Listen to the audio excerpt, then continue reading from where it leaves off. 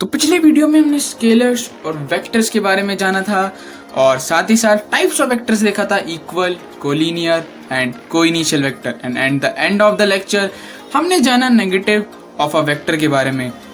आज जो है ना, बहुत ही इंपॉर्टेंट टॉपिक लेकर आया हूँ, मज़ा आ जाएगा। जैसे कि यूनिट वेक्टर हो गया आपका डायरेक्शन बताने के लिए, ऑर्थोगोनल यूनिट वेक्टर हो गया, जनरल वेक्टर्स हो गए, और इम्पॉर्टेंट रिलेशन देखेंगे हम वेक्टर्स के बीच में, डायरेक्शन रेशोस, डायरेक्शन कोसाइंस। तो आ जाओ। मेरा एक दोस्त है जिसका नाम विनोद है। हाँ, उसका नाम विनोद ही है। जब भी मैं अपने रास्ते से भटक जाता हूँ तो वही जो है मुझे रास्ता बताता है। डायरेक्शन मेरी ज़िंदगी को यार उसी ने दी है। अगर आप भी जैसे अगर आप कहीं भटक जाते हो अपने रास्ते से, तो आपकी या लाइफ में भी एक विनोद होता है जो आपको क्या करता है, एक सही डायरेक्शन बताता है जो आपके लिए सही होता है। उसी तरीके से वेक्टर्स में क्या होता है, वेक्टर्स में भी एक विनोद होता है जिसको हम यूनिट वेक्टर बोलते हैं। इसमें आपको यार 3 पॉइंट ध्यान रखने हैं कि यूनिट वेक्टर का बेसिकली काम ये होता है, ये दूसरे वेक्टर्स को जो है डायरेक्शन को दिखाता है। ठीक है, पहले हमें इसकी बात करनी है, इसको कैसे रिप्रेजेंट किया जाता है, इसका मैग्नीट्यूड कितना होता है और उसका काम क्या होता है। सबसे पहले इसका काम समझते हैं। सबसे पहले इसका काम समझने में आपको ये ध्यान रखना है, ये आपको क्या बताएगा, डायरेक्शन बताएगा। अब ये पॉइंट बहुत अच्छे से क्लियर होगा। मतलब किसी भी वेक्टर को अगर डायरेक्शन चाहिए होती है, वो डायरेक्शन उसको जो है यूनिट वेक्टर दिखाता है। यूनिट वेक्टर किसी भी वेक्टर को डायरेक्शन दिखा सकता है। इतना ही नहीं, अभी हम इसकी जब एप्लीकेशन देखेंगे ना, तब और मजा आएगा। मैथमेटिशियंस ने इसकी मदद ले रखी है यूनिट वेक्टर की। ठीक है, अब नाम समझते हैं यार। नाम समझने में अगर ध्यान देते हो, यहाँ पे लिखा हुआ है यूनिट। यूनिट का मतलब क्या होता है, 1 होता है। मतलब ये एक ऐसा वेक्टर होता है जिसका मैग्नीट्यूड जो है 1 होता है। ठीक है, और इसकी रिप्रेजेंटेशन की बात करें तो हम क्या करते हैं, एक्स कोई क्वांटिटी है, अगर मैं इसके ऊपर एरो लगा देता हूं तो हम इसको क्या बोलते हैं, एक वेक्टर बोलते हैं। ये टाइप्स ऑफ वेक्टर में ही आता है। मैंने पिछली वीडियो में आपको टाइप्स ऑफ वेक्टर पढ़ाया था, पर मैंने उसमें आपको इक्वल वेक्टर, को इनिशियल, को लीनियर वेक्टर्स बताया था, बट यूनिट वेक्टर नहीं बताया था, जो मैं अब बता रहा हूं। ठीक है, तो अगर x के ऊपर ये एरो डाल दो तो हम उसको क्या बोलते हैं, वेक्टर बोलते हैं। अगर आप इसके x के ऊपर एक टोपी बना दोगे ना, तो हम इसको यूनिट वेक्टर कहते हैं। और अगर मैं इसका मैग्नीट्यूड निकालने की कोशिश करता हूं, तो इसका मैग्नीट्यूड गैस करो कितना आएगा, 1 आएगा, क्योंकि इसका नाम में ही क्या लिखा हुआ है, यूनिट लिखा हुआ है। इसका जब भी आप ट्राई करोगे मैग्नीट्यूड निकालने का, 1 आएगा। और ये आपको क्या देगा, हमेशा डायरेक्शन देने के लिए ही यूज किया जाता है। जब भी कोई वेक्टर डायरेक्शन भटक जाता है तो यूनिट वेक्टर उसको डायरेक्शन दिखाता है। अभी थोड़ा आगे बढ़ते हैं यार। यूनिट वेक्टर का बेसिक जानकारी 3 पॉइंट्स होते हैं। पहला पॉइंट कि आपको ये डायरेक्शन दिखाता है, किसी वेक्टर को डायरेक्शन दिखाता है। अगर इसका मैग्नीट्यूड निकालोगे तो मैग्नीट्यूड कितना आता है, 1 आता है। और रिप्रेजेंटेशन कैसे करी जाती है, एक्स के ऊपर आप क्या पहना देते हो, टोपी पहना दोगे तो यूनिट वेक्टर बन जाता है। अभी हम इसकी एप्लीकेशन देखते हैं, जो कि नाम आता है ऑर्थोगोनल यूनिट वेक्टर। ध्यान समझना, बहुत सिंपल है। जैसे अज्यूम करो कि मेरे पास एक एक्स एक्सिस है और वाई एक्सिस है और जेड एक्सिस है। ये सारी चीजें हमें पता है क्यों समझनी पड़ रही है। ओके, हमें eight the end of the video में एक टॉपिक समझना है, डायरेक्शन रेशोस। सबसे ज्यादा इंपॉर्टेंट टॉपिक है, उसी के लिए हमें ये सब समझना पड़ रहा है। अब इसे अज्यूम करो कि कोई साइंटिस्ट या मैथमेटिशियन है, वो एकदम ओरिजिन पर खड़ा है। मैथमेटिशियन में से यार बहुत आलसी होते हैं, तो उसी का भी कारनामा देखना। तो अगर मान लो मैथमेटिशियन कहना चाहते हैं कि मुझे 5 किलोमीटर एक्स की तरफ जाना है, मतलब वो एक मैथमेटिशियन यहाँ बैठा था, वो कहना चाहता है दूसरे को कि भाई मुझे 5 किलोमीटर जो है एक्स एक्सिस की तरफ जाना है। अब इतनी बड़ी लाइन बोलना है, उनको बहुत ही ज्यादा मुश्किल काम लगता है, तो उसको शॉर्ट फॉर्म में क्या बोल देते हैं, एक वो यूनिट वेक्टर का सहारा लेते हैं। वो क्या बोलते हैं, वो बोलते हैं हम एक काम करते हैं कि एक्स एक्सिस की ओर एक यूनिट वेक्टर बना देते हैं, आई कैप नाम दे दिया उसको। ठीक है, उन्होंने वाई एक्सिस की ओर यूनिट वेक्टर बना दिया, जिसका नाम उन्होंने दे दिया जे कैप दे दिया, आई जे और के। जेड एक्सिस की बात करोगे तो उस तरफ उन्होंने के कैप बना दिया। क्या अभी अच्छे समझ आएगा। तो वो कहना क्या चाहते हैं, वो कहना चाहते हैं कि भाई मुझे 5 किलोमीटर चलना है एक्स एक्सिस की डायरेक्शन में। अब उन्होंने क्योंकि इन यूनिट वेक्टर का यूज कर लिया, अब देखना कितने आसानी से लिख सकते हो, 5 किलोमीटर आई कैप, खत्म। यार इससे आपको बात समझ आ जाएगी कि वो क्या कहना चाहता है। देखो 5 किलोमीटर क्या बता रहा है, 5 किलोमीटर आपको मैग्नीट्यूड बताना है कि भाई आपको कितना चलना है। आई कैप क्या बता रहा है, देखो आई कैप अगर मैंने बना दिया तो आई कैप से आप समझ जाओगे यार ये तो एक यूनिट वेक्टर है। यूनिट वेक्टर का मतलब ये आपको डायरेक्शन बताएगा। और आई कैप कहाँ डायरेक्शन बताता है? एक्स एक्सिस की ओर बताता है। खत्म। अगर मान लो कोई लिख देता है कि 10 किलोमीटर के कैप लिख देता है, तो इसका मतलब क्या होगा कि उसको 10 किलोमीटर चलना है, और के कैप क्या बताएगा? डायरेक्शन। के कैप किसके लिए यूज होता है? जेड एक्सिस के लिए। मतलब उसको 10 किलोमीटर चलना है जेड एक्सिस की डायरेक्शन में। इन्हीं को ऑर्थोगोनल यूनिट वेक्टर बोलते हैं। आई कैप, जे कैप, के कैप को ही हम क्या बोलते हैं? Orthogonal unit vector. ये तो हो गया यार इसका एप्लीकेशन पार्ट 1। तो हमने समझा कि यूनिट वेक्टर क्या होते हैं। उसके बाद हम आगे बढ़े और हमने समझा इसका पहला एप्लीकेशन जो कि होता है ऑर्थोगोनल यूनिट वेक्टर, आई कैप, जे कैप, के कैप। और अब आपको भी इतनी बड़ी लाइन नहीं बोलनी है कि 5 किलोमीटर एक्स एक्सिस की ओर चल रहे हो, नहीं। आप सीधा बोला 5 आई कैप, आप सीधा बोला 6 जे कैप, मतलब 6 किलोमीटर या कुछ भी 6 यूनिट, कुछ भी हो सकता है, मीटर यूनिट चलना है आपको वाई एक्सिस की तरफ। अच्छा, अब हमें इसकी दूसरी एप्लीकेशन देखनी है जो कि होता है यार जनरल वेक्टर। अब अभी हमने समझा था यार वेक्टर्स को। अब देखो, सबसे पहले आपको एक एग्जांपल समझाता हूँ। इसका मतलब क्या होता है? वेक्टर होता है, किसी ने आपको ऐसे लिख के दे दिया, मान लो 5 आई कैप प्लस में 6 जे कैप प्लस में 7 के कैप। अच्छा, इसका मतलब क्या है वो समझो। इसका मतलब है, पहले तो भाई मैं लाइन बना लेता हूँ, अपना X axis, Y axis, Z axis बना लिया। ये मेरा क्या हो गया? ओरिजिन हो गया। अब 5 आई कैप का मतलब क्या है कि मुझे 5 यूनिट एक्स एक्सिस की डायरेक्शन में चलना है। Let me take the different colour. तो अब मुझे क्या चलना है? 5 यूनिट चलना है एक्स एक्सिस की डायरेक्शन में। तो मान लो मैं यहां से उठा और यहां पहुंच गया। अब प्लस में उसने क्या बोला है? साथ ही साथ आपको 6 यूनिट चलना है जे कैप का मतलब वाई के डायरेक्शन में। आई जे के क्या होते हैं? यूनिट वेक्टर होते हैं। जे किसकी डायरेक्शन में था? वाई एक्सिस की। तो अब 6 यूनिट चले जाओगे वाई की डायरेक्शन में। अब उसने क्या बोला है? साथ ही साथ, देखो प्लस आ रहा है ना, साथ ही साथ आपको कहां जाना है? 7 यूनिट के कैप की डायरेक्शन में। तो के कैप मतलब जेड एक्सिस की डायरेक्शन में। तो आप 7 यूनिट ऐसे चले गए और यहां पर आके आप पहुंच चुके हो। यार ये जो हमें अभी मैंने जिस तरीके से लिखा है ना इस वेक्टर को, इसी को वेक्टर की जनरल रिप्रेजेंटेशन कहते हैं। मतलब किसी भी वेक्टर को आप कैसे लिख सकते हो? उसके मैग्नीट्यूड साथ ही साथ डायरेक्शन से लिख सकते हो। यहां पर हमने क्या करा? यहां पर हमने ऑर्थोगोनल यूनिट वेक्टर का यूज कर लिया। तो अब जो मैं लिखने जा रहा हूं उसको ध्यान से देखना, ध्यान से देखना। जो मैं लाइन लिखने जा रहा हूं बहुत ही ज्यादा इंपॉर्टेंट है यार। देखो, ए वेक्टर इज इक्वल टू, नहीं ए वेक्टर नहीं लिखना चाहिए क्योंकि हम ए बी सी को हम एज मैग्नीट्यूड कंसीडर करेंगे। तो जनरल रिप्रेजेंटेशन क्या होती है? ध्यान से देखना। X vector is equal to A I cap plus में बी जे कैप प्लस में सी के कैप। खत्म। इसी को क्या बोलते हैं? जनरल रिप्रेजेंटेशन बोलते हैं। तो अगर आपको यूनिट वेक्टर क्लियर है कि यूनिट वेक्टर हमें डायरेक्शन देता है, डायरेक्शन बताता है। आई हमें बता रहा है कि भाई एक्स एक्सिस की ओर चलो, जे बता रहा है वाई एक्सिस की ओर चलो, के बता रहा है जेड एक्सिस की ओर चलो। तो ये क्या होता है यार? इसी को हम क्या बोलते हैं? जनरल रिप्रेजेंटेशन ऑफ वेक्टर बोलते हैं।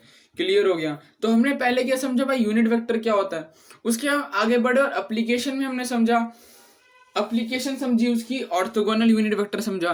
और सेकंड एप्लीकेशन में हमने जनरल वेक्टर भी समझ लिया क्या होता है। अब इसी जनरल वेक्टर, अब देखो, अब आपको जो वेक्टर जो है वो इसी फॉर्म में देखने को मिलेंगे। जैसे आपको मिल सकता है X vector is equal to 5 times of I cap 6 times of J cap. डरना नहीं यार इन सब चीजों से, अब आपको समझ आ चुका है कि आपको कैसे हैंडल करना है। अब मैं आपसे एक सवाल पूछता हूँ, उसको ध्यान से समझना। ठीक है, ध्यान से समझना इस सवाल को। जैसे मान लो कि मेरे पास एक वेक्टर मैं आपको देता हूं, X vector is equal to 10 times of I cap. ये मैंने आपको क्या दे दिया भाई? वेक्टर दे दिया। मैं आपसे एक सवाल पूछता हूं बस कि इस वेक्टर को मैंने क्या करा? जेल में बंद कर दिया। तो पहले बताओ भाई इसका मतलब क्या होता है? इसका मतलब होता है मैं इसके वेक्टर के मैग्नीट्यूड की बात कर रहा हूं। आप मुझे इसका मैग्नीट्यूड बताओ भाई, सोचो। सिंपल है, इसका मैग्नीट्यूड क्या हो जाएगा? 10 हो जाएगा मैग्नीट्यूड। ये तो क्या बता रहे? डायरेक्शन बता रहे। अच्छा, तो ये तो बहुत सिंपल था। अब देखना ध्यान से, अब देखना ध्यान से। मैंने आपको एक और वेक्टर दे दिया। क्या वेक्टर दिया मैंने आपको? मैंने दिया 5 में आई कैप प्लस में 6 में जे कैप और 7 में के कैप दे दिया। मैंने भी आपसे क्या पूछा था? वेक्टर का मैग्नीट्यूड। अब मुझे बताओ वेक्टर का मैग्नीट्यूड क्या होगा? अब आप वेक्टर के मैग्नीट्यूड को 5 बोलोगे, अब वेक्टर के मैग्नीट्यूड को 6 बोलोगे या फिर 7 बोलोगे, क्या बोलोगे वेक्टर का मैग्नीट्यूड? अभी तो यार जब आपके पास 5 आई कैप था तो आपने क्या बोल दिया, वेक्टर का मैग्नीट्यूड 5 है। बट आपके पास यार आई में आप 5 जा रहे हो, जे में आप 6 जा रहे हो, के कैप में 7 जा रहे हो, तो आपको ये तो समझ आ गया इस बार 5 तो नहीं होगा, मतलब इन तीनों का कुछ ना मल्टीप्लीकेशन, कुछ ना जुगाड़ करके आंसर आने वाला है। तो यार हम इसकी डेरिवेशन में नहीं जाना, इसकी डेरिवेशन इंपॉर्टेंट नहीं है कि कहाँ से आया, आपको बस फॉर्मूला ध्यान रखना है।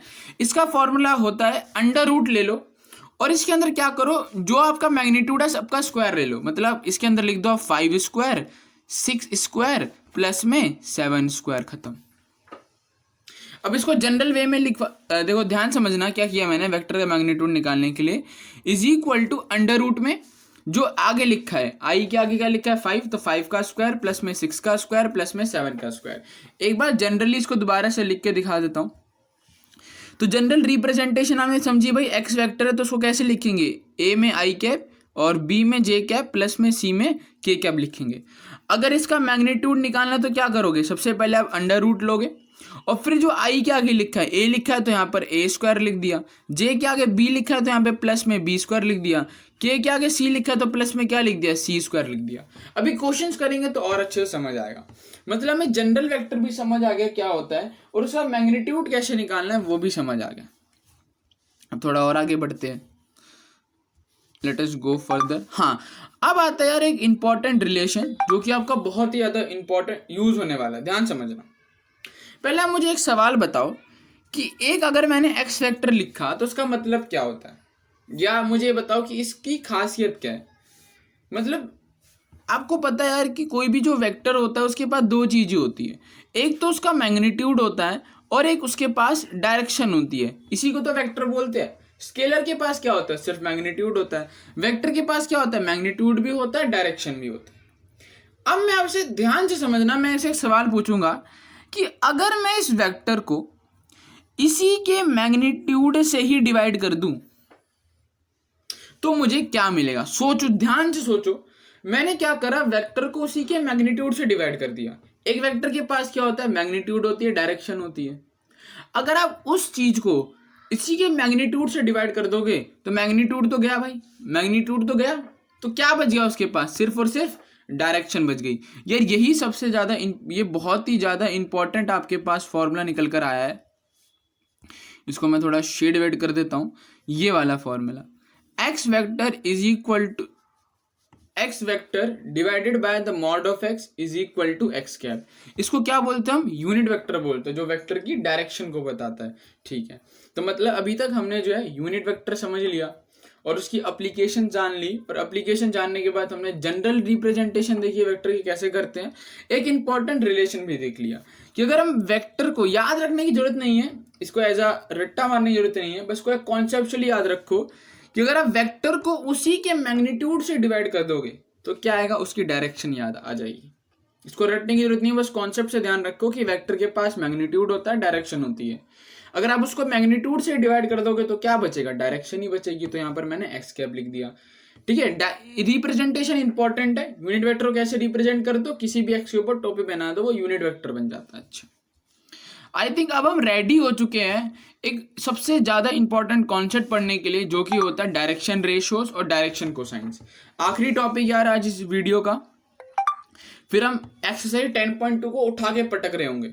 डायरेक्शन रेशियो ध्यान से समझ, आपको बताया कि भाई जनरल रिप्रेजेंटेशन कैसे करते हैं वेक्टर्स का, जिसमें हम लिखते हैं कि एक्स वेक्टर क्या होता है, ए में आई कैप लिख देते हैं और प्लस में बी जे कैप लिख देते हैं और प्लस में सी के कैप लिख देते हैं। अब हमें समझना यार डायरेक्शन रेशियोज किसे बोलते हैं। बहुत सिंपल है, ये जो मैंने आगे लिखा है ना, ए बी और सी, इन्हीं को डायरेक्शन रेशियोज कहा जाता है। बहुत सिंपल लगा, मज़ा आया। देखो जैसे थोड़े एग्जांपल भाई सॉल्व कर लेते हैं, इसको भी थोड़ी इंपॉर्टेंस दे देते हैं। जैसे मान लो मैंने लिखा यहाँ पे एक्स वेक्टर को लिख दिया मैंने 2 आई कैप प्लस में 4 जे कैप प्लस में 6 टाइम्स ऑफ के कैप लिख दिया। ठीक है, यहाँ पे 4 लिखा है। अगर मैं आपसे पूछता हूँ कि इस वेक्टर के मुझे डायरेक्शन रेशियोज बताओ, तो यार आप बोल दो कि सर डायरेक्शन रेशियोज तो हो जाएगा 2 और 4 और हो जाएगा 6। सिंपल, इसको हम ए बोल सकते हैं, इसको बी बोल सकते हैं और इसको क्या बोल देंगे, सी बोल देंगे। क्योंकि जनरल रिप्रेजेंटेशन कैसे करते हैं, ए बी सी के टर्म्स में करते हैं। तो डायरेक्शन रेशो तो बहुत आसान होता है यार, दिक्कत आती है ना डायरेक्शन कोसाइंस पर, ये थोड़ा अजीब होता है। तो इसके लिए यार एक एनालॉजी ध्यान से समझना, ठीक है। यहाँ पे मान लो मैंने यार एक्स वेक्टर में बनाने जा रहा हूँ, X vector is equal to, मैं कोई लिख रहा हूँ ए में आई कैप प्लस में बी जे कैप और प्लस में सी के कैप। ये मैंने क्या लिख दिया, कोई भी एक वेक्टर बना दिया। एक काम करो, इस वेक्टर को इसी के मैग्नीट्यूड से डिवाइड कर दो। इसका मैग्नीट्यूड क्या होगा फटाफट बताओ यार।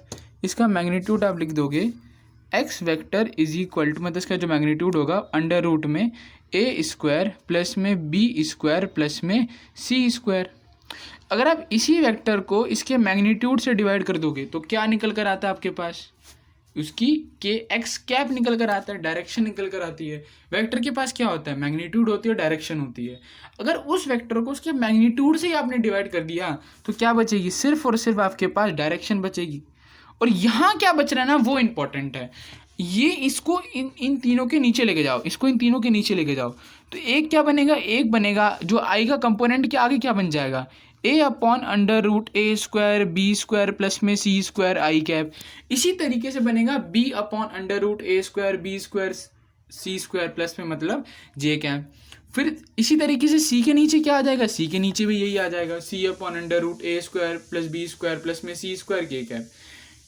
यही जो क्वांटिटीज मैंने अभी लिखी है ना, यही जो क्वांटिटीज लिखी है, जैसे ए अपॉन में ये क्या होता है, मैग्नीट्यूड होता है वेक्टर का, इन्हीं को हम डायरेक्शन कोसाइंस बोला जाता है। अब देखो यार नाम से ना थोड़ी कंफ्यूजन सी होती है। ओके, हमें लगता है कि डायरेक्शन कोसाइन मतलब कॉस वाला टर्म आना चाहिए ना। कोसाइन का मतलब क्या होता है, कॉस, जैसे ट्रिग्नोमेट्री में साइन कॉस, समझ रहे हो, तो कॉस वाला टर्म आना चाहिए। पर यार ये तो सिंपल नंबर्स है यार। ए क्या होता है, डायरेक्शन रेशो, जैसे मैंने आपको बताया, और नीचे तो मैग्नीट्यूड है यार, ये तो सिंपल नंबर्स है। ये डायरेक्शन कोसाइन कैसे होगा, मतलब कॉस फंक्शन कहाँ से आ रहा है इसमें, तो उसको हम समझते हैं। ध्यान से समझना जो बताने वाला हूँ मैं। तो यार अब मैंने आपको यार पहले बता रखा है भाई, मैथमेटिशियंस बहुत ही आलसी होते हैं, इसलिए उन्होंने जो है ऑर्थोगोनल यूनिट वेक्टर बनाया था। यहाँ पर भी वो अपना आलस करना छोड़ते नहीं है। देखो उनको तो समझ आ चुका है कि भाई अगर ए अपॉन अंडर रूट में ए square plus b square plus c square लिखा है, या लिखा है बी अपॉन में under root a square plus b square plus में सी स्क्वायर लिखा है, या लिखा है सी अपॉन में अंडर रूट ए, समझ गए ना, a square plus b square plus c square, तो उनको तो समझ आ चुका है कि भाई इनको हम डायरेक्शन रेशियोज बोलेंगे। अब भाई किसी को बताने में उनको आलस आता है, तो इसलिए उन्होंने इनका शॉर्ट में जो नाम दे दिया वो इंपॉर्टेंट है। इनको बोल दिया उसने एल, उन्होंने बोल दिया एल एम और एन बोल दिया। क्या मुश्किल है क्या, देखो बुक में ना आपको डायरेक्टली यार फॉर्मूला दे रखा है। अब मेरे ख्याल से आपको समझ आया होगा कि बुक में आपको डायरेक्टली फॉर्मूला दे रखा है, एल एम और एन, इन्हीं को क्या बोलते हैं, डायरेक्शन कोसाइंस बोलते हैं। एल कैसे निकालोगे, एल निकालोगे a upon under root a square plus b square plus c square. ये ए कैसे निकालोगे यार, यही तो डायरेक्शन रेशियोज था जो मैंने बताया। जनरल रिप्रेजेंटेशन कैसे करते हो, A I cap plus B J cap plus में सी के कैप। ए क्या हो गया, डायरेक्शन रेशियोज, बी क्या हो गया, डायरेक्शन रेशियो, सी क्या हो गया, डायरेक्शन रेशियो। ठीक है, तो इसको ये क्या होता है, मैग्नीट्यूड होता है वेक्टर का। अगर ए को इससे डिवाइड कर दोगे तो एल आ जाएगा। अब कुछ नहीं करना, ए की जगह बी लिख दोगे और मैग्नीट्यूड रख दोगे, जो मैं मतलब under root a square plus b square plus c square रख दोगे तो एम आ जाएगा। इसी तरीके से एन आ जाएगा। अच्छा, मतलब हमें एल एम और एन क्या होता है वो हमें निकालना आ गया। मतलब डायरेक्शन कोसाइंस आपसे बोलेगा तो आप आसानी से निकाल सकते हो। अभी हम जब देखो, अगर कॉन्सेप्ट में थोड़ी दिक्कत लग रही है ना तो कोई बात नहीं, अभी इसको ध्यान समझते जाओ। जब हम क्वेश्चंस करेंगे तो एकदम क्रिस्टल क्लियर हो जाएगा, मजा आ जाएगा कसम से। अब हमें समझना है यार कि ये कॉसाइन वाला, मतलब कॉस वाला वर्ड कहाँ से आ रहा है। ठीक है, अब उसको समझते हैं, ये कॉस वाला वर्ड कहाँ से आ रहा है। तो यार ये ना थोड़ा मैं बोल सकता हूँ कि डेफिनेशन वाला पार्ट ज़्यादा है। यहाँ पर ना एल एम और एन को डायरेक्टली डिफाइन कर दिया गया। मतलब एल को डायरेक्टली बोल दिया कि ये क्या होगा, कॉस अल्फा होगा, और एम को डायरेक्टली बोल दिया कि ये कॉस बीटा होगा, और एन को डायरेक्टली बोल दिया कॉस गामा होगा। यार इस चीज़ को यार रटना पड़ेगा आपको, क्योंकि यार ये डेफिनेशंस होती है। ठीक है, तो यहाँ से बेसिकली नाम इसका जनरेट हुआ डायरेक्शन कोसाइंस। अगर आपसे कोई निकालने के लिए बोलता है तो आपको एल और एम और एन ही निकालना है। बट थोड़ा अगर आप एडवांस लेवल में बात करोगे तो एल किसके बराबर कर देते हैं, ये कॉस अल्फा, एम किसके बराबर होता है, कॉस बीटा, एन किसके बराबर होता है, कॉस गामा। अब तुम बोलोगे यार कि सर अभी तक एल एम और एन हम एल एम और एन समझ नहीं आ रहा है, आप जो है अल्फा बीटा गामा भी ले आए। चलो एल एम और एन हमें समझ भी आ चुका है, क्या होगा भाई इसको, मतलब में एल एम और एन तो समझ भी आ चुका है, ये डायरेक्शन कोसाइंस होते हैं, निकालने का तरीका पता चल चुका। अब ये अल्फा बीटा गामा क्या होता है, तो एक ही बार ही बताऊंगा, ध्यान से समझना। पहली बात तो यार कॉस के अंदर है, मतलब कुछ ना कुछ ये एंगल्स होंगे, ठीक है। अब ध्यान समझना, इसके ऊपर एक क्वेश्चन भी है एनसीईआरटी पे, ठीक है, अल्फा, वो भी प्रूफ वाला, 3 मार्क्स में आ सकता है, ध्यान से सुनना। ये अल्फा बीटा गामा क्या होंगे, एंगल्स होंगे। अब कौन से एंगल्स है भाई, तो अल्फा होगा आपका एक्स एक्सिस के साथ जो एंगल बन रहा है उसको अल्फा बोल दो, जो वाई एक्सिस के साथ में बन रहा है उसको बीटा बोल दो, जो जेड एक्सिस के साथ में बन रहा है उसको गामा बोल दो। आई थिंक आपको समझ आया ये चीज़ कि डायरेक्शन रेशोज क्या होता है यार, ए बी सी को डायरेक्शन रेशोज कहते हैं। डायरेक्शन कोसाइन क्या होता है, एल एम एन को डायरेक्शन कोसाइन कहते हैं। एल निकालोगे कैसे, a upon under root a square plus b square plus c square. ये होता क्या है, under root a square plus b square plus c square, यही तो मैग्नीट्यूड होता है वेक्टर का, ठीक है। उसके बाद ये कॉस अल्फा कॉस बीटा कहाँ से आ गया, मतलब नाम में कोसाइन कहाँ से आ रहा है, तो उसमें हमने डेफिनेशन वाला पार्ट देखा कि भाई एल को डायरेक्टली बोल दिया कि कॉस अल्फा है, एम को डायरेक्टली बोला कि कॉस बीटा है, एन को डायरेक्टली बोल दिया कि कॉस गामा है। अब अल्फा बीटा गामा क्या होता है, अल्फा होता है जो एंगल एक्स एक्सिस से बन रहा है, बीटा होता है जो एंगल वाई से बन रहा है, और गामा क्या होता है जो एंगल जेड एक्सिस से बन रहा है। तो यार डायरेक्शन कोसाइन का भी कॉन्सेप्ट यार खत्म हो चुका है। अब हम थोड़ा और आगे बढ़ते हैं, डायरेक्शन कोसाइन खत्म हुआ। अब हमें देखना है स्केलर एंड वेक्टर कंपोनेंट, बहुत ही सिंपल है, 2 मिनट भी अगर आपने ध्यान सुना बहुत ही सिंपल है, ठीक है। हम एक चीज का यूज करके दूसरी चीजों को सीखेंगे, ठीक है। अब मैंने आपको यार जनरल रिप्रेजेंटेशन बताई थी, देखो जनरल रिप्रेजेंटेशन एकदम अच्छे से याद हो जाएगी, उसी से सब कुछ सिखा रहा हूँ। इसको मैंने लिख दिया 2i कैप प्लस में 4 में j कैप प्लस में 6 टाइम्स ऑफ k कैप लिख दिया। ये क्या यार ये तो मेरी जनरल रिप्रेजेंटेशन होगी वेक्टर की। अब यहाँ पर आपको बताना है कि इसका स्केलर और वेक्टर कंपोनेंट क्या होगा। यार ये भी डेफिनेशन वाला पार्ट ही है जब देखा जाए तो, ठीक है। आपसे क्वेश्चन में क्या होगा कि एक वेक्टर दे दिया आपको है, जैसे मैंने वेक्टर दिया वैसे क्वेश्चन बुक वाले वेक्टर दे देंगे आपको। फिर आपसे बोलेंगे आप हमें बताओ कि इसका स्केलर और वेक्टर कंपोनेंट क्या है। तो स्केलर का मतलब क्या होता है, जिसके पास डायरेक्शन नहीं होती है, तो डायरेक्टली लिख दोगे 2 और 4 और 6, ये क्या हो जाएंगे, स्केलर कंपोनेंट हो जाएंगे। याद है ना फर्स्ट वीडियो में मैंने समझा था कि स्केलर क्या होता है, जिनके पास सिर्फ और सिर्फ मैग्नीट्यूड होता है, तो इनका मैग्नीट्यूड निकाल के हमने अलग कर दिया 2 4 6, तो इनको स्केलर कंपोनेंट बोलेंगे। अगर इनको लिख दोगे आप 2i कैप लिख दोगे, 4j कैप लिख दोगे, 6k कैप लिख दोगे, तो इनके पास क्या आ चुकी है, डायरेक्शन भी आ चुकी है, तो इनको क्या बोलेंगे, वेक्टर कंपोनेंट बोलेंगे। क्या मुश्किल था क्या। तो स्केलर कंपोनेंट का मतलब क्या होगा, सिर्फ डायरेक्शन को हटा के सिर्फ मैग्नीट्यूड लिख दो, वो स्केलर कंपोनेंट हो गए। अगर डायरेक्शन भी लगा दी तो वो क्या हो जाएगा, वेक्टर कंपोनेंट हो जाएंगे। चलो भैया आगे बढ़ते हैं। अब आया बढ़िया मजेदार कि formation of vector using points या वेक्टर कैसे बनाया जा सकता है, ठीक है। ध्यान से समझना, जैसे मान लो मेरे पास यार 2 पॉइंट है, 1,2 पॉइंट है और 2,3 पॉइंट है। ये मेरे पास 2 पॉइंट है, 1,2 और 2,3। आपसे बोलता है यार इन दोनों वेक्टर से आपको क्या बनाना है, एक इन दोनों पॉइंट का यूज करके आपको एक वेक्टर बनाना है, कैसे बनाओगे। तो ध्यान से समझना, पहली बात तो मैं उसका नाम दे देता हूं, लेट्स से एक्स वेक्टर, ठीक है। अब मुझे इतना पता है यार जनरल रिप्रेजेंटेशन में कि कुछ ना कुछ तो मैग्नीट्यूड आता है, साथ ही साथ यहाँ पर कोई आई कैप आ जाएगा, अच्छा प्लस करते, कुछ ना कुछ तो मैग्नीट्यूड आता है, साथ ही साथ यहाँ पर जे कैप आ जाएगा, मतलब वाई में। अब यहाँ पर मैं जेड वाला नहीं लिखूंगा, अगर यार मैं 2 की बात कर रहा हूँ तो जेड वाला नहीं लिखूंगा, क्योंकि देखो यहाँ पे ये क्या 1 का मतलब क्या होता है, एक्स कंपोनेंट, ये एक्स कंपोनेंट, और ये कौन सा होगा, वाई कंपोनेंट। अगर ऐसे दे रखा होता 1 2 3 भी दे रखा होता तो वो क्या होता है, जेड कंपोनेंट हो जाता है, जेड पॉइंट हो जाता। पर यहाँ जेड की बात नहीं करी है, इसलिए मैं अपने वेक्टर में जेड की बात नहीं करूंगा। हमें क्या करनी है, वेक्टर की फॉर्मेशन करनी है। तो यहाँ पर भी क्या दे रखा है, एक्स वाला दे रखा है, और यहाँ पर आपको वाई वाला दे रखा है। अब समझना मैग्नीट्यूड कैसे लिखोगे आप, let me change the colour. अब मैग्नीट्यूड कैसे लिखोगे, अब आपको यहाँ पे क्या लिखना है कि x में, अब आई कैप मतलब x एक्सिस में जा रहे हो, आपको लिखना है कि x एक्सिस में मैग्नीट्यूड कितना है। तो दूसरा पॉइंट क्या है 2, पहला पॉइंट क्या है 1 है। तो अगर समझाना चाहूँ तो देखो यार यहाँ पे ओरिजिन होगा और यहाँ कहीं पॉइंट 2 आ रहा होगा और यहाँ कोई पॉइंट 1 आ रहा होगा। तो यार ये मैग्नीट्यूड कितना हो जाएगा, 2 - 1 ही तो करोगे। ये जो बीच वाली लाइन आपको दिख रही है इसके लिए क्या करोगे, 2 - 1 कर दोगे। इसको मैं एक अलग कलर से दिखाता हूँ, ठीक है। तो यार ये जो लाइन बना रहा हूँ ना, ये वाली लाइन, तो ये कैसे निकालोगे, 2 - 1 करके निकालोगे। वही तो यहाँ पर करना है, हाँ वही यहाँ पे करना है। यहाँ पर आप क्या करना होता है यार, x2 - x1 करना होता है। लेट मी इरेज दिस, ये इसको इरेज करता हूँ। अब वो करना कुछ नहीं है, यहाँ पर आपको क्या करना है, x2 माइनस में x1 करना है। जब आई कैप लिख रहे हो तो x2 - x1 कर दो। जब j कैप लिख रहे हो तो y2 माइनस में y1 कर दो। ऐसे यहाँ पे 2 - 1 करोगे तो क्या आ जाएगा, 1 आ जाएगा। यहाँ पर 3 - 2 करोगे तो क्या आ जाएगा, यहाँ पर भी 1 आ जाएगा। सिंपल। अगर मान लो यहाँ पे 1 2 3 भी दे रखा होता, यहाँ पे 2 3 4 भी दे रखा होता, तो क्या करते, इस बार करते थे 4 - 3 और के कैप लिख देते, क्या हो जाता, 1 के कैप हो जाता। तो यार बहुत ही सिंपल है formation of vector using points. ये यार इसका कॉन्सेप्ट है कि कैसे उसका मैग्नीट्यूड निकालते हो। और ये आप जनरल में ध्यान रख सकते हो कि एक्स वेक्टर को अगर आपका आई के आगे वाला कंपोनेंट लिखना है तो x2 - x1 करके लिख दो। जे के आगे लिखना है y2 - y1 करके लिख दो।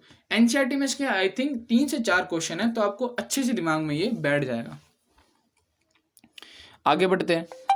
तो अब आएगा एडिंग वेक्टर। ये भी बहुत सिंपल कॉन्सेप्ट है यार, वेक्टर को ऐड करना सीखना है। कैसे करोगे, बहुत सिंपल। जैसे मान लो मेरे पास 2 वेक्टर है, मैं भाई जनरल रिप्रेजेंटेशन ही मुझे तो आती है। 2 आई कैप लिखा मैंने, प्लस में क्या लिख दिया, 4 जे कैप लिख दिया, और प्लस में 6 में मैंने के कैप लिख दिया। सर आप बार बार प्लस ही क्यों लिख रहे हो, क्या माइनस नहीं हो सकता, माइनस भी हो सकता है। चलो इस बार माइनस ले लेते हैं यार।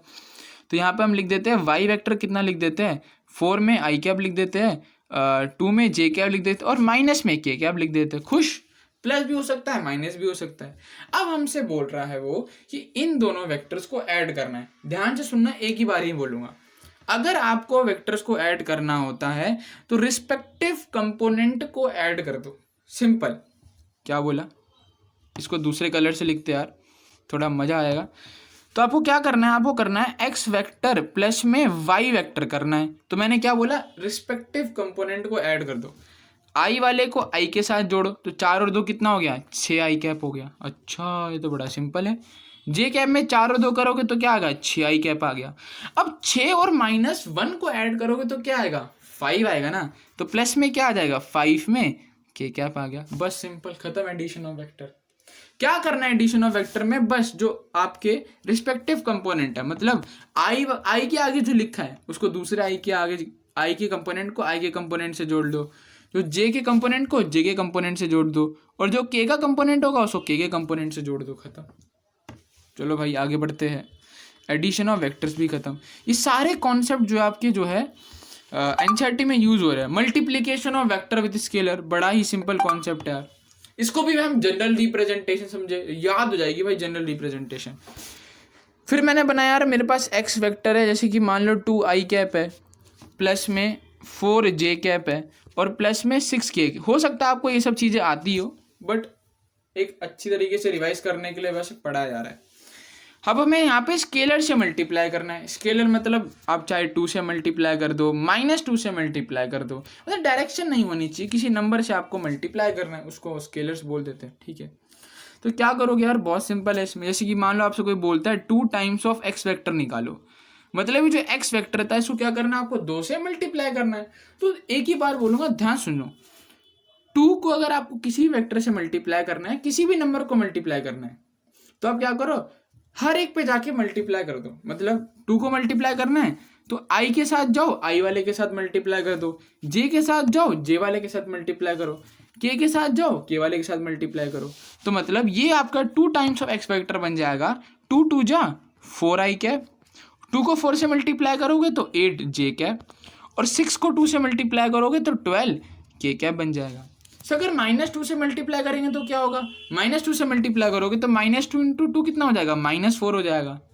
अगर -2 से 4 को मल्टीप्लाई करो कितना आएगा, -8 जे कैप हो जाएगा। अगर -2 को 6 से क्या करोगे तो यहाँ पे प्लस नहीं आ गया, यहाँ पे -12 के कैप हो जाएगा। मतलब बस जिस तरीके से हम नंबर्स को मल्टीप्लाई करते हैं ना, उसी तरीके से वेक्टर के साथ मल्टीप्लाई कर देना। एक बार आई कंपोनेंट के साथ, एक बार जे कंपोनेंट के साथ, एक बार के कंपोनेंट के साथ। तो अब multiplication of vector with scalar भी खत्म हुआ। अब आई थिंक हमारा जो है हाँ, कंडीशन ऑफ कोलिनियरिटी आ चुका है यार। यह मैंने आपको यार फर्स्ट लेक्चर में भी पढ़ाया था, पर इसका थोड़ी एडवांस नॉलेज भी आपको लेनी पड़ेगी। मैंने आपको बताया था कि दो वेक्टर्स कोलिनियर कब होते हैं, तो मैंने बोला यार आपको उसमें कुछ नहीं करना। अगर दो वेक्टर्स पैरेलल होते हैं तो उनको हम क्या बोल देते हैं, उनको हम कोलिनियर बोल देते हैं। अब चाहे उनकी डायरेक्शन सेम हो, चाहे अपोजिट हो, चाहे मैग्नीट्यूड बराबर हो, चाहे मैग्नीट्यूड कुछ भी हो, मतलब पैरेलल है वेक्टर तो उनको कोलिनियर बोलते हैं। तो इसी तरीके से यार इसमें एक कंडीशन आती है, आपको अच्छे से ध्यान रखनी है, और बहुत से लोगों को तो यार पता भी होगी वो। A vector is equal to lambda times of B vector, बस खत्म। जब आप किसी भी, अब देखो समझ कह सकते हो, जब भी आप किसी भी वेक्टर को लैम्डा से मल्टीप्लाई कर रहे हो, मतलब किसी स्केल, लैम्डा क्या कोई स्केलर है, जैसे 2 हो गया, जैसे -2 हो गया, जैसे 1/2 हो गया, जैसे 1/3 हो गया, ये सारे स्केलर क्वांटिटीज है। तो जब उसको मल्टीप्लाई करा आपने, जैसे अपने पिछली वीडियो में पिछली स्लाइड में ही देखा था, वेक्टर का मल्टीप्लीकेशन देखा था, तो यहाँ पर क्या हो रहा था, जब कोई वेक्टर 2 से मल्टीप्लाई हो रहा है तो उसकी लेंथ क्या हो जा रही थी, अगर आप मैग्नीट्यूड निकालोगे तो वो डबल हो जाएगा, पर 2 से मल्टीप्लाई कर रहे हो ना तो डायरेक्शन उसकी सेम रहती है। जैसे ये मैंने आपको यार फर्स्ट वीडियो बता भी रखा है, जैसे मान लो अगर ये है, अगर आप इसको 2 से मल्टीप्लाई कर रहे हो, ठीक है, तो क्या होगा, डायरेक्शन तो वही रहेगी पर इसका मैग्नीट्यूड क्या हो जाएगा, डबल हो जाएगा। अगर आप 1/2 से कर रहे हो तो क्या होगा, डायरेक्शन वही रहेगी पर मैग्नीट्यूड आधा हो जाएगा। अगर -2 से कर रहे हो, इसके रिस्पेक्ट में बात करो, अगर -2 से कर रहे हो तो इसका मैग्नीट्यूड तो वही रहेगा पर डायरेक्शन कैसी हो जाएगी, अपोजिट डायरेक्शन हो जाएगी। मतलब अगर ये नॉर्थ में जा रहा है तो ये किस तरफ पॉइंट करेगा, साउथ की तरफ पॉइंट कर देगा। अच्छा, आगे समझ, चलो आगे बढ़ते हैं। तो कंडीशन ऑफ कोलिनियरिटी, बस आपको यही ध्यान रखना है कि ए वेक्टर किसके बराबर होना चाहिए, lambda times of B vector. अगर दो वेक्टर्स इस कंडीशन को फॉलो कर रहे हैं मतलब वो क्या होंगे, कोलिनियर होंगे। कोलिनियर का मतलब एक दूसरे के पैरेलल होंगे, और किसी भी नंबर को मल्टीप्लाई करने से ना कोई वेक्टर ऐसा नहीं बन जाता है, वो एक दूसरे के पैरेलल ही रहते हैं। आई थिंक अब हम सेक्शन फॉर्मूला की तरफ बढ़ने वाले हैं, सो लेट अस प्रोसीड। हाँ, सेक्शन फॉर्मूला इन वेक्टर, फिर इसी का एक स्पेशल केस आएगा मिड पॉइंट का, फिर position vector, triangle law of vector, negative of vector, फिर खत्म। यार इतने ही कॉन्सेप्ट, और इतने कॉन्सेप्ट से आप आसानी से एक्सरसाइज को फोड़ सकते हैं। सेक्शन फॉर्मूला इन वेक्टर, हमने यार छोटे क्लासों में यार सेक्शन फॉर्मूला सीख रखा है, उसी का थोड़ा वेक्टर्स में थोड़ा यूज ले सकते हैं। जैसे मान लो यार मेरे पास 2 पॉइंट होते थे, 2,3 मेरे पास पॉइंट होता था, यहाँ पर 4,5 पॉइंट होता था। ये हमने यार बचपन में बहुत बार सीखा है, ठीक है। इस पॉइंट को मैं ए बोल देता हूँ, इसको मैं बी बोल देता हूँ, यहाँ कोई पॉइंट आर है मान लो। अब ये क्या कर रहा है, ये जो ए बी पॉइंट है, जो ए बी लाइन है, इसको लेट से किसी m/n रेशो में डिवाइड कर रहा है, ठीक है। सब सीखा हुआ यार, ये हमने बहुत बार सीखा सेक्शन फॉर्मूला। तो ये 2 पॉइंट है, 2,3, 4,5, यहाँ पे आर पॉइंट इसको m/n रेशो में डिवाइड कर रहा है। अब आर भी एक पॉइंट ही तो है, तो इसके पास भी कोऑर्डिनेट होंगे, लेट से x, y कोऑर्डिनेट है। अब कैसे निकालते हैं इनको, तो अगर आपको x निकालना है तो क्या करना होता है, यहाँ से जो x2 वाला कंपोनेंट है ना, ये फॉर्मूला आपको याद ही होगा यार, x2 इंटू एम प्लस में x1 इंटू एन अपॉन में क्या कर दोगे, m प्लस n कर दोगे। तो ये यहाँ से क्या आ जाएगा, आपके पास x कोऑर्डिनेट आ जाएगा। अगर y कोऑर्डिनेट निकालना है तो क्या करोगे, तो इसको एक रिमूव कर दे थोड़ा सा। तो अगर y कोऑर्डिनेट निकालना है तो फॉर्मूला क्या हो जाता है, y2 इंटू एम प्लस में y1 into N divided by m plus n। मैं होप करता हूँ आप सबको सेक्शन फॉर्मूला जो हमने पॉइंट्स में सीखा था वो आपको याद होगा। ओके, हम उसी का यूज़ करके अब हम जो है वेक्टर्स की ओर बढ़ेंगे।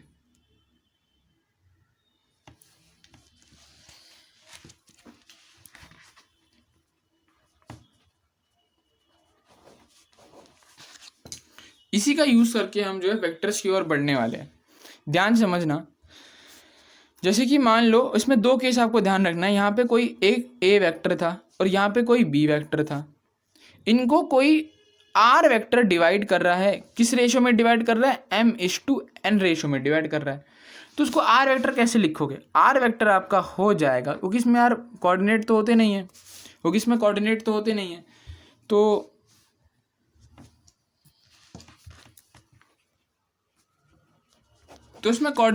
नहीं है, तो आर वेक्टर को कैसे लिख दोगे आप, बी वेक्टर इंटू में m प्लस में ए वेक्टर इंटू में m अपॉन में m प्लस n लिख दोगे। अब ध्यान से देखना, अगर आप एनसीईआरटी खोलोगे तो आप देखोगे वहां पे दो तरीके के इंटरसेक्शन दे रखे हैं। एक होता है आपका इंटरनल इंटरसेक्शन, एक एक्सटर्नल। तो जो मैंने फॉर्मूला बताया इंटरनल, जो फॉर्मूला बताया वो इंटरनल का होता है, जहां पर आपको पॉजिटिव साइन देखने को मिलता है। अगर क्वेश्चन में आपको एक्सटर्नल डिवीजन बोल रहे हैं ना, तो कुछ नहीं करना, बस पॉजिटिव साइन की जगह क्या लिख दोगे, नेगेटिव साइन लिख दोगे। दोबारा एक बार बताता हूं, जैसे मैंने अभी आपको आर्क वेक्टर का फॉर्मूला आपको याद हो जाना चाहिए। क्या बताया मैंने, बी वेक्टर इंटू में एम प्लस में ए वेक्टर इंटू में एन अपॉन में एम प्लस एन। ये क्या हो जाएगा आपका, जब आपके पास इंटरनल डिवीजन हो रही है तो ये फॉर्मूला आएगा। अगर एक्सटर्नल डिवीजन में क्या करना होगा, एक्सटर्नल डिवीजन में प्लस की जगह माइनस, प्लस की जगह माइनस, तो इसका फॉर्मूला बन जाएगा आपका B vector into M minus में A vector into N upon में एम माइनस एन। इसके ऊपर बेस्ड भी आपका एनसीईआरटी में क्वेश्चन है। अब यार इसके स्पेशल केस की बात कर लेते हैं हम। अब इसके स्पेशल केस की बात कर लेते हैं, जो कि है मिड पॉइंट। तो अगर हमारे पास दो पॉइंट होते हैं, जैसे कि 2,3 हो गया और यहाँ पे मेरे पास है मान लो 4,3 हो गया, ठीक है। अगर मैं आपसे बोलता हूँ इसका मिड पॉइंट बताओ, तो छूटते आपको फॉर्मूला पता होना चाहिए x1 प्लस x2/2 और y1 प्लस y2/2। तो क्या करोगे, 2 प्लस 4/2, ये बेसिक्स है, ठीक है। 6/2 कितना हो जाएगा, 3, और 3 प्लस 3 कितना हो जाएगा, 6 डिवाइडेड बाई 2 कितना हो जाएगा, 3। तो यहाँ से आप क्या निकाल सकते हो, 3,3 क्या आ गया आपके पास, मिड पॉइंट आ गया। यही सेम कॉन्सेप्ट मैं यूज करने जा रहा हूँ mid point for the vectors के लिए। मतलब अगर मान लो किसी ने बोल दिया कि ये ए वेक्टर है यहाँ पर और ये बी वेक्टर है, और इनके बीच का आपको मिड पॉइंट वाला वेक्टर निकालना है, तो कुछ नहीं करोगे, a vector plus b vector by 2, काम खत्म। समझ गए, जैसे x1 प्लस x2/2 करते हो, उसी तरीके से क्या कर दोगे, a vector plus b vector by 2। अब एडिशन ऑफ वेक्टर आपको करना सिखा दिया भाई मैंने, कि आई का कंपोनेंट को आई से जोड़ो, जे को जे से, के को के से। अब मिड पॉइंट वाला भी खत्म हो गया कॉन्सेप्ट। आगे लेट अस प्रोसीड आगे। पोजीशन वेक्टर, बड़ा ही प्यारा कॉन्सेप्ट है पोजीशन वेक्टर का।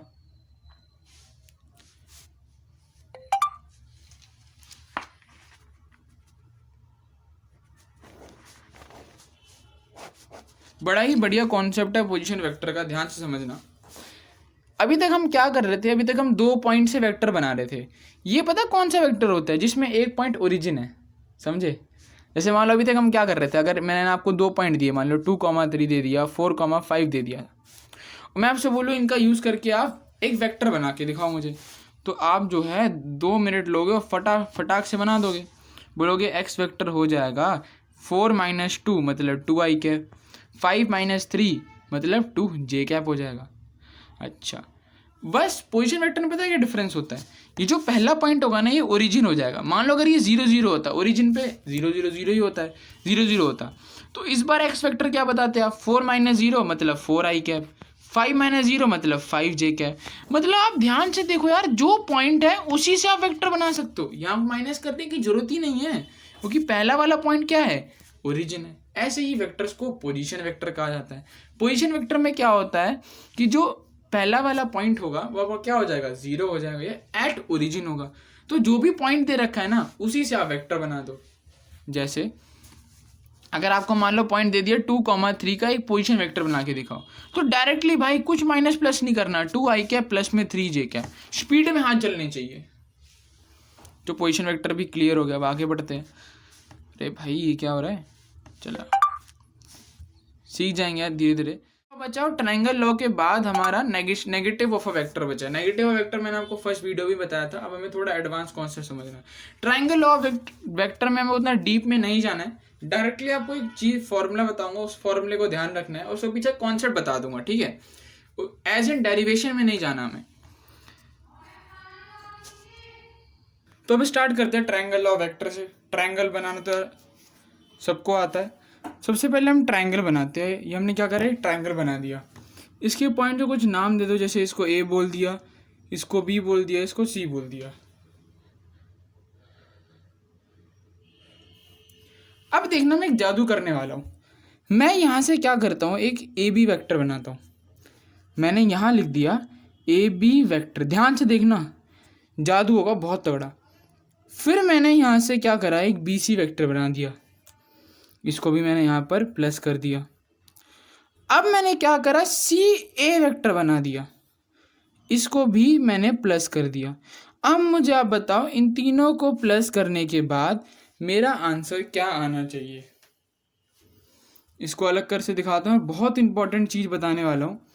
तो हमने क्या करा कि ए से बी वेक्टर पे गए, फिर बी से सी पे गए, फिर सी से ए पे गए, मतलब जहाँ से चले थे वहीं पर लौट कर आ गए। तो तीनों का सम क्या होना चाहिए, ज़ीरो, अंडा ज़ीरो होना चाहिए। तो ये तो बहुत सिंपल था। अब बोलो सर इसी को ट्रायंगल लॉ बोलते हैं क्या? नहीं, इसको ट्रायंगल लॉ नहीं बोलते, हम इसी को थोड़ा फॉर्म करेंगे एज ट्रायंगल लॉ। मतलब इसको थोड़ा मिटाते हैं हम, जल्दी जल्दी जल्दी जल्दी मिट जा भाई, मिट जा मिट जा मिट जा मिट जा। हाँ, इसी का यूज़ करके हम ट्रायंगल लॉ को लेकर आने वाले हैं, तो ध्यान से देखना।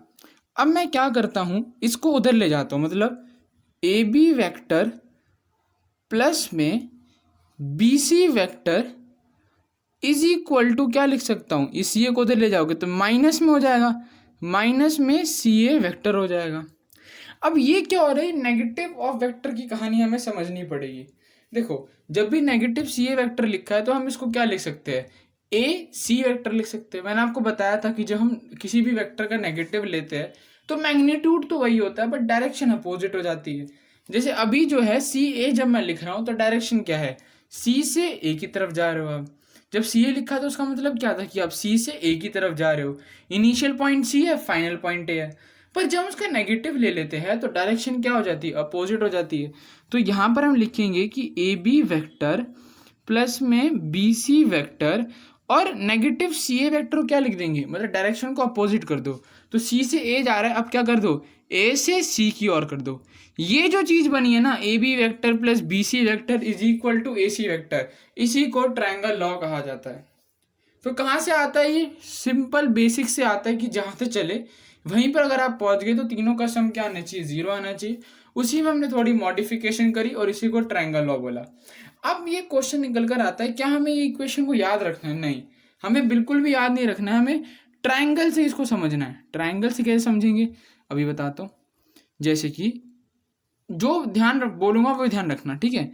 जैसे मान लो मैंने दोबारा 3 पॉइंट बनाए, ए बी और सी पॉइंट बनाए।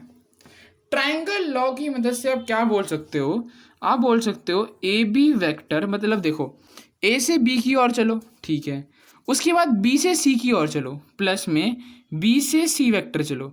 अब आपको सेम सेंस में नहीं जाना, मतलब अभी आप क्या कर रहे थे, ए से बी की ओर गए, बी से सी की ओर गए। अब हमें कैसे जाना चाहिए था, सी से ए की ओर जाना चाहिए था, पर हम ऐसा नहीं करते। हम क्या करते हैं ट्रायंगल लॉ में, अपोजिट सेंस में चले जाते हैं। तो ये तीनों किसके, ये दोनों किसके बराबर हो जाएंगे, ए सी वेक्टर के बराबर हो जाएंगे, और इसी को ट्रायंगल लॉ कहा जाता है। तो ट्रायंगल लॉ कैसे लिखा जाता है, आप ट्रायंगल बनाओ, दो साइड को आप सेम सेंस से कवर कर लो। जैसे आप ए से बी जा रहे हो तो ए बी वेक्टर लिख दिया, फिर बी से सी जा रहे हो उसको क्या लिख दिया, बी सी वेक्टर लिख दिया। अब इक्वल डाल के, अब आपसे अंदर से क्या बोल रहा है, आपका मन अंदर से बोल रहा है कि भाई सी ए वेक्टर की तरफ चलो, is equal to C A vector आना चाहिए, आपका मन बोल रहा है। बट ट्रायंगल लॉ को जो हमने देखा तो वहाँ पे सी ए वेक्टर नहीं था, वहाँ पर ए सी वेक्टर था। तो हमने क्या ट्रिक बनाई है, हमने ट्रिक बनाई कि अपोजिट सेंस में आपको चलना है। इसको अलग कलर से दिखाता हूँ मैं फटाफट। तो इसको क्या करना है, आपको इस तरीके से अपोजिट सेंस में चलना है, ठीक है। तो अगर आप ए बी ऐसे चल रहे हो, बी सी ऐसे चल रहे हो, फिर आपको ए सी चलना पड़ेगा, कौन से सेंस में, अपोजिट सेंस में चलना है। और ट्रायंगल लॉ से आप ऐसा बोल सकते हो। हाँ, आपके एनसीईआरटी में क्वेश्चन भी है ट्रायंगल लॉ के ऊपर। उससे पहले हम आगे बढ़ते हैं, नेगेटिव ऑफ वेक्टर मैंने आपको यहीं समझा दिया, ये एक्स्ट्रा स्लाइड आप बोल सकते हो है, यही मैंने आपको समझा दिया है। जैसे अगर negative of C A vector लिखा है तो आप इसको आसानी से बोल सकते हो किसके बराबर हो जाएगा, ए सी वेक्टर के बराबर हो जाएगा। इसी में तो मेरे ख्याल से किसी को डाउट नहीं होगा, क्योंकि नेगेटिव ऑफ वेक्टर का मतलब सिंपली ये होता है कि मैग्नीट्यूड तो सेम है, पर नेगेटिव लगने से क्या होता है, डायरेक्शन अपोजिट हो जाती है। अगर सी से ए की तरफ है तो अब क्या हो जाएगी, ए से सी की तरफ हो जाएगी। तो आई थिंक ये लास्ट था, हाँ यस 20 आउट 28 आउट 28, तो ये लास्ट था। तो अगर वीडियो अच्छी लगी, आपको अच्छी लगी तो ऐसे थोड़ा मार दीजिए हाथ, आप थोड़ा सा मार दीजिए।